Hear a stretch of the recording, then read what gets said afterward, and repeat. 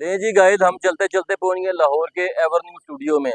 मैं ऑडियंस को बताना चाहता हूं कि लाहौर में एक ऐसा भी स्टूडियो है जहां पे दर्जनों नहीं, सैकड़ों नहीं बल्कि हजारों फिल्में यहाँ पे तैयार हुई हैं। और एक दौर था जब यहाँ पे बहुत बड़े बड़े सितारे यहाँ पे उभरा करते थे, लेकिन अब वो दौर दवाल पदीर होता जा रहा है। तो मैं चलता हूँ अंदर और देखता हूँ अंदर हमें क्या माहौल मिलता है, तो मैं आपसे दिखाता हूँ कि अंदर क्या मामलात हैं।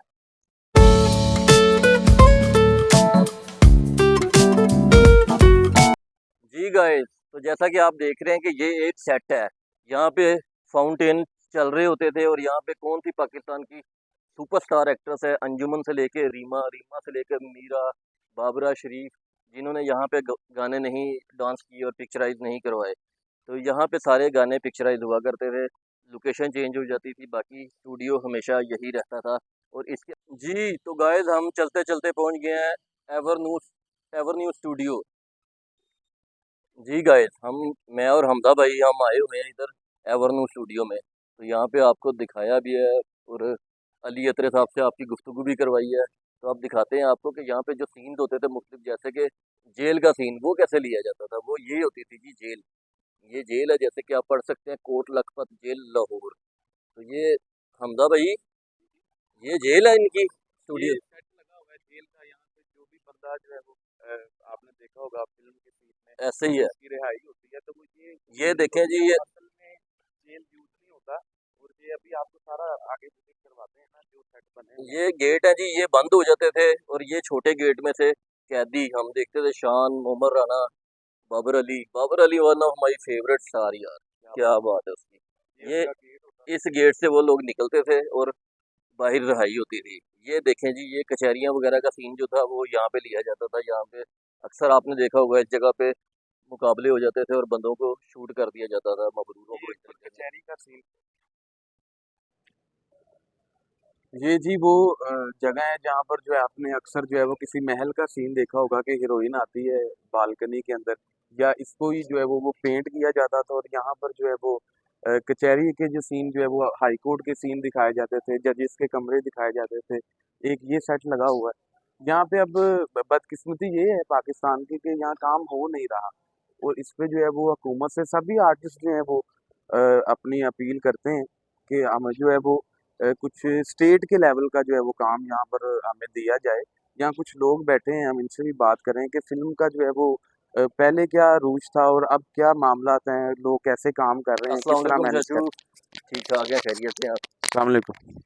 चाचू जी की गल है, आजकल की फिल्मां नहीं बन रही, की मामला फिल्मा जी कारोबार ही कोई नहीं है जनाब। कारोबार ਦਾ ਫਿਲਮਾਂ ਤੇ ਬਣਨੀਆਂ ਚਾਹੀਦੀਆਂ ਨੇ ਕਿ ਨਹੀਂ ਬਣਨੀਆਂ ਚਾਹੀਦੀਆਂ? ਆਰਟਿਸਟ ਹੀ ਕੋਈ ਨਹੀਂ ਹੈ, ਕਿਤੇ ਫਿਲਮ ਬਣਾਓਗੇ। ਆਰਟਿਸਟ ਕਿੱਧਰ? ਤੁਸੀਂ ਇੱਥੇ ਜਿਹੜਾ ਟਾਈਮ ਗੁਜ਼ਾਰਿਆ ਪਹਿਲੇ ਵਾਲਾ ਤੇ ਜਿਹੜਾ ਹੁਣ ਗੁਜ਼ਾਰ ਰਹੇ ਹੋ, ਤੇ ਕੀ ਫੀਲ ਕਰਦੇ ਹੋ ਇੱਥੇ ਦੀਆਂ ਰੌਣਕਾਂ ਨੂੰ? ਮਤਲਬ ਕਿਸ ਤਰ੍ਹਾਂ, ਮਤਲਬ ਕੱਪਾ ਮਾਲ ਹੋ ਗਈਆਂ ਸਾਰੀਆਂ ਰੌਣਕਾਂ, ਸਾਰੇ ਲੋਕ ਜਿਸ ਤਰ੍ਹਾਂ ਇੱਥੇ ਇਕੱਠੇ ਹੁੰਦੇ ਸਨ, ਰਾਈ ਸਾਹਿਬ ਦਾ ਦੌਰ, ਅੰਜੁਮਨ ਸਾਹਿਬ ਦਾ ਦੌਰ ਔਰ ਸ਼ਾਨ ਦਾ ਦੌਰ, ਫਿਰ ਸਾਰਾ ਤੁਸੀਂ ਤਾਂ ਦੇਖਿਆ ਤੇ ਹੁਣ ਕੀ ਫੀਲ ਕਰਦੇ ਹੋ? ਹੁਣ ਇਹ ਗੱਲ ਨੇ ਬਿਲਕੁਲ ਇੱਥੇ ਭੁੱਖ ਲੰਘ ਜੇ, ਨਾ ਬੰਦਾ ਨਾ ਬੰਦੇ ਦੀ ਜ਼ਾਤ ਜੇ।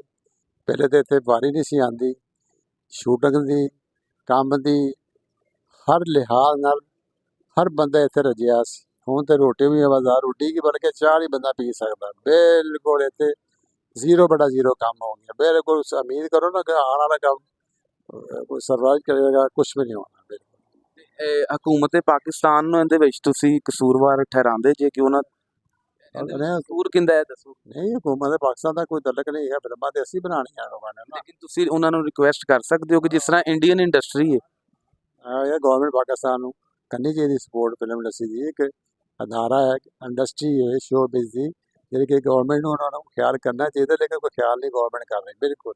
लो जी, चाचा जी यही कह रहे हैं कि हुकूमतों का इतना ज़्यादा जिम्मेदारी नहीं है, लेकिन ये जो प्रोड्यूसर आर्टिस्ट हैं इनको भी चाहिए कि अपने मुल्क में काम करें ताकि हमारी इंडस्ट्री बहाल हो सके।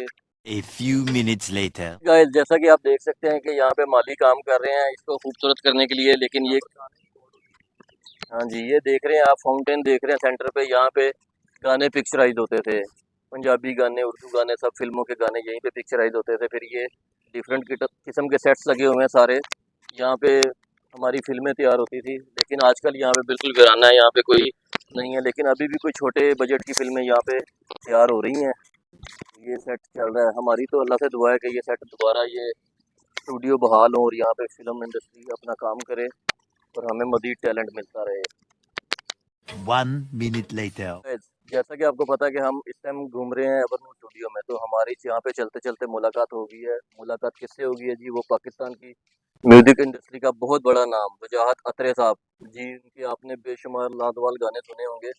उनके साहबजादा अली अतरे साहब हमारे साथ हैं। अस्सलाम वालेकुम अली भाई। वालेकुम सलाम भाई, क्या अल्लाह हाल का है? शुक्र। अली भाई कैसे हैं आप? आज कैसे आने हुई, बड़ी खुशी हुई आप आए। सर हम ना ऐसे आज हमारा दिन था, हम आर्टिस्ट लोगों के साथ मुलाकात कर रहे थे, तो अच्छा, हमारी खुशकिस्मती कि आपसे भी हमारी मुलाकात होगी। Welcome welcome. सुनाएं सर कैसे हैं आप? अल्लाह का शुक्र है। क्या हालात चल रहे हैं सर? ये स्टूडियो देख के तो ऐसे लग रहा है कि जैसे काम ठप हुआ हुआ है इंडस्ट्री का। बिल्कुल काम ठप है भाईजान, अच्छा, कोई चक्कर ही नहीं है। अभी मैंने एक फिल्म का म्यूजिक दिया है, ठीक है।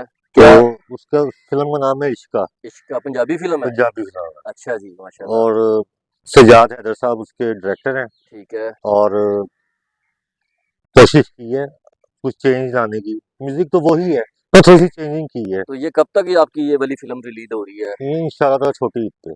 छोटी ईद पे? जी जी, चलें जी, इंशाल्लाह हम जरूर आपकी फिल्म देखेंगे और अपने सब्सक्राइबर्स को भी कहेंगे कि आपने इश्का फिल्म लाजमी देखनी है। उसमें अली अतरे साहब ने म्यूजिक दिया है और इन्होंने कमाल ही किया होगा जी। जैसे इंशाल्लाह इंशाल्लाह। इनके वालिद साहब की एक लेगेसी रही है जी पाकिस्तान की इंडस्ट्री में, उनका एक बहुत बड़ा हाथ था मेरे वाले साहब ने 500 फिल्मों का म्यूजिक दिया है, जी। माशा 500 फिल्में। जब हम छोटे होते थे ना, तो हमें उस टाइम तो इतनी समझ नहीं थी हाँ म्यूजिक की, जी, लेकिन एक नाम जो था ना अतरे करके, वजाहत अतरे, ये हमने अक्सर ही पढ़ा था और हर बिल्कुल जगह पे। और आज हमें अल्लाह ताला ने हम पे करम किया कि हमारी उनके साहबजादे से मुलाकात हो गई है। तो इंशाल्लाह भाईजान आपसे मुलाकात होती रहेगी और इंशाल्लाह हम कोशिश करेंगे जी अली अतरे भाई को हम राजी करें हमारे चैनल के लिए। जो मैंने आपसे कहा था एक सॉन्ग बनाना है, तो उसका शायद म्यूजिक हमें अली अतरे भाई बना दें सर। इंशाल्लाह मैं बना दूंगा आपकी। लव यू हो गया सर। Love you too. जी अली भाई, आप हमें कुछ अपने वालिद साहब के बारे में कुछ हमारी ऑडियंस को बताएं। जो नई जनरेशन उठ रही है वो तो शायद उनको शायद इस थोड़ी सी कम इल्मी हो, तो आप थोड़ा सा उनके बारे में बताएं। मेरे वालिद साहब 8 साल के थे। अच्छा, जब वो 8 साल के थे तो वो खेलने की उम्र होती है, बिल्कुल जी, खेलने कूदने की उम्र है 8 साल। ठीक है। मेरे वालिद साहब कोई क्रिकेट खेल रहा है, कोई गुल्ली डंडा खेल रहा है, तो उस दौर पे हॉकी वगैरह चलती थी। ठीक है। तो मेरे वालिद साहब बचपन से ही प्रैक्टिस करना शुरू हो गए थे हारमोनियम पे, और वालिद साहब ने उनको सिखाना शुरू कर दिया। मेरे दादाजी की डेथ हो गई जब वो मेरे वालिद साहब 10 साल के थे, ओहो, बस। तो उनकी छोड़ी हुई फिल्में मेरे डैडी ने कंप्लीट की। अच्छा, यानी आपके दादा जान भी रशीद अतरे। अच्छा, रशीद अतरे, माशाल्लाह जी, पूरा खानदान है इनका, ये पूरा शजरा बनता है अगर ऐसा देखा जाए तो।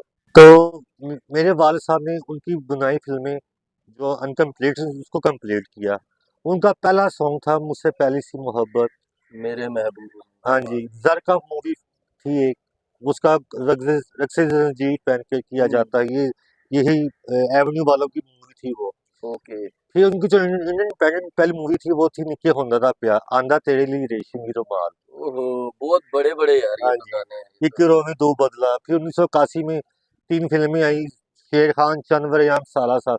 21 गाने पूरी दुनिया में हिट हो चुके ये हैं। मेरे ख्याल से सारी सुल्तान राही साहब की फिल्में थी ये। जी जी, उसमें वजाहत अख्तर और मैडम अंजुमन।